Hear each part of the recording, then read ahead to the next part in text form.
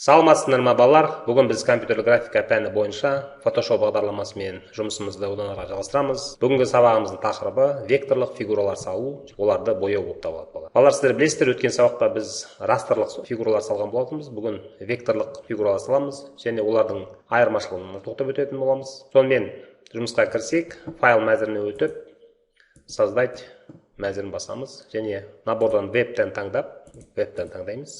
Және 640-480 пиксельді қағазды ашамыз. Міне бізде ақ қағазымыз ашылды.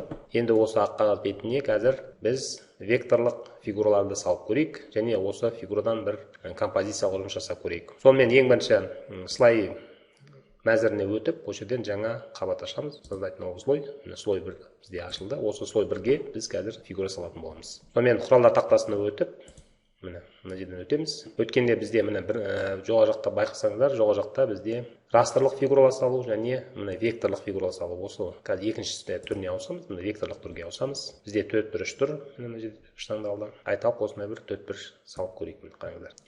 Осындай бір 4-1 салынды балалар, қараңыздар. Бірақ біз оны қазір бірден бояуымызға мүмкіншілік жоқ екен балалар. Енді қараңыздар, бұл векторлық сурет пен растрлық суреттің қандай айырмашылығы бар? Векторлық суреттер, балалар білесіздер, олар 4 нүктеден тұрады да, осы нүктені математикалық формулалар арқылы кез келген көлемге үлкейтуге, болмаса кішірейтуге болады екен бұлар. Өйткені бұл тек қана нүктелерден тұрады, осындай 4 нүктеден, және формулалардан тұрады. Біз бұны қанша үлкейтсек те, балалар, мысалы, осыншаға үлкейтсек те, оның формасы және сапасы нашарламайды екен балалар. А растрлық фигуралар, олар осындай бір 4-1 ішінде миллиондаған нүктелерден, точкалардан тұрады екен балалар. Осы нүктелер үлкейту болмаса кішірейту барысында олардың сапасы кішкене нашарлауы мүмкін. Міне негізгі айырмашылық осындай балалар. Енді осы тағы бір айырмашылығын қазір атап өтейік.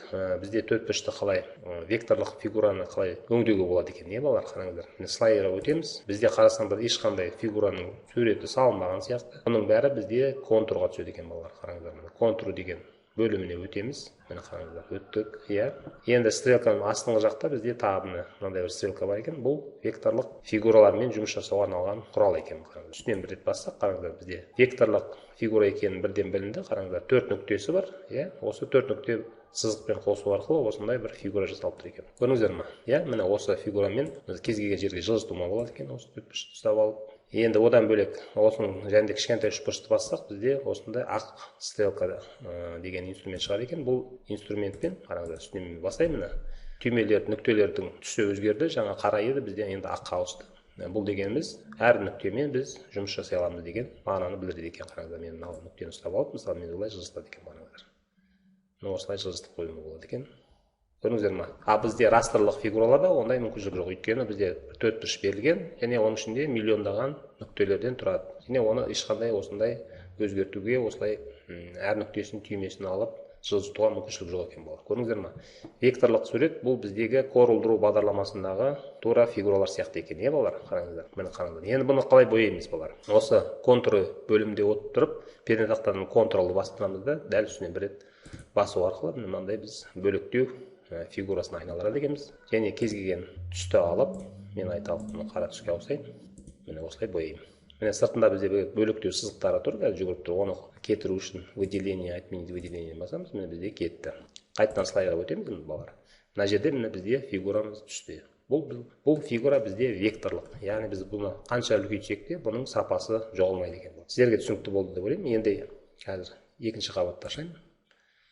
Екінші қабатқа мен тағы бір екінші бір фигураны салып көрейін. Прямоугольник со скругленными углами деп аталады екен. Яғни 4-1 бұрыштары осындай иілген. Радиусы мына жерден көрсетеді екен, балалар. Жаңа қабат аштық. Векторлық бөлімде тұрмыз. Тағы да осындай салам. Мені қараңыздар, салдық. Слайға өттік, және контур бөліміне өтеміз. Пернетақтаның контролды басып тұрып, үстінен бір рет басу арқылы міне осындай векторлық фигурамызды біз бөліктеп алады екенбіз. Енді бір түске бояп көрейік, балалар. Айталық, мен қызыл түске бояп көрем. Қызыл түске боядым. Сыртындағы бөліктеу сызығын кетіру үшін выделение, отменить выделение басам. Міне осындай. Мені қараңыздар, екінші қабатқа түсті бұл. Енді мен сіздерге тағы бір мүмкіншілікті айтып өтейін. Бізде кез келген фигураны, кез келген затты, оның копиясын жасауға мүмкіншілік бар екен. Ол үшін бізде alt басып тұрамыз да, былай қарай тартсақ, кез келген фигура. Бізде соның копиясын бізге бағдарлама жасап береді екен, балалар, қараңыздар. Енді осыны алып мен перне тақтадан Ctrl-T-ны басу арқылы, Ctrl-T, яғни трансформация жасау арқылы мен оны кез келген градусқа бұра алады екен. Бұрып болған соң мына жерде міндетті түрде галочканы басамыз. Айталық, мен мына жерге әкеп қояды екен бұлар. Осындай бір геометриялық фигурадан жасалған осындай бір композициялық жұмыс болайын деп тұр бізде балалар. Енді тағы да жаңа қабат ашамыз. Енді мен ортаға бір шеңбер сызып көрейін. Тағы да мына бөлімге өтем. Эллипс, яғни шеңбер. Шеңбер сызу үшін shift басып тұруымыз керек. Shift басқан кезде бізде дәл шеңбер сызылады екен. Слайға өтеміз. Контур бөліміне өтіп, перне тақтадан Ctrl бастырып, үстінен де бір рет басамыз. Бізде векторлық фигурамыз бөлектелді. Енді оның түсін айталық мен сары түске ауыстырамын. Мынандай бір ашық сары түс. Шелекті алып, үстінен құю арқылы міне құйып қояды екенмін. Енді выделениені алып тастаймыз. Кез келген жеріне қойып, осылай міне дәл ортасына қойып қоямыз. Енді тағы да жаңа бір қабат ашайық. Ол қабаттың үстінде біз мына жерге бір белгілі бір сурет қойсақ болады екен балалар. Енді қандай фигура қоямыз? Инструмент произвольный формаға қойып, мен айталық, мен мынандай бір фигураны салып көрейін. Ортасына осындай фигура салып көрейін. Міне осылай. Және контур бөліміне өтіп, перне тақтадан Ctrl басу арқылы бөлектеймін. Енді оның түсін кез келген түске ауыстырады екен балалар.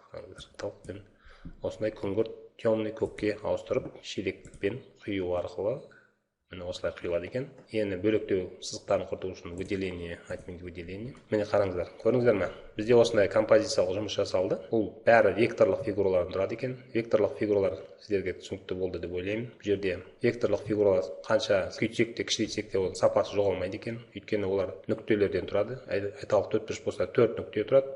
4 нүкте тұрады. 4 нүктеде басқа сызықтардың бәрі математикалық формулалар арқылы жасалып салынады екен. Сондықтан бізде ешқандай ондай сапа жоғалмайды екен. Растрлық фигураларда олардың бәрі 4 сызылғанмен, ол 4 бәрі миллиондаған кішкентай пиксельдерден тұрады екен. Оның сапасы үлкейткен кезде, кішірейткен кезде аздап болса да жоғалады екен. Міне осындай негізгі айырмашылықтар бізде бар. Енді біз қазір барлық фигураларды осылай бәрін біріктіріп аламын да, мен оң жақ батырманы басып, преобразовать смарт объект. Смарт объектке айналдырамын. Және кез келген жерге, мысалы, мен оны қоя алады екен. Тағы да үлкейтіп, кішірейтуге де болады екен. Ctrl-T-ны басу арқылы үлкейте аладым. Кез келген көлемге дейін үлкейтем. Айталық осындай үлкен көлемге үлкейтем, және біткен кезде міндетті түрде галочканы басады екенбіз. Міне қараңыздар. Бізде фигурамыздың бәрі орнында тұр. Міне балалар, сіздерге сабақ түсінікті болды деп ойлаймын. Бүгінгі сабағымыз осымен аяқталды. Векторлық фигураларды өздеріңізде осылай үйде салып көрсеңіздер болады. Өте қызықты. Сұрақтарыңыз болса WhatsApp арқылы қойсаңыздар болады. Сау саламатта болыңыздар.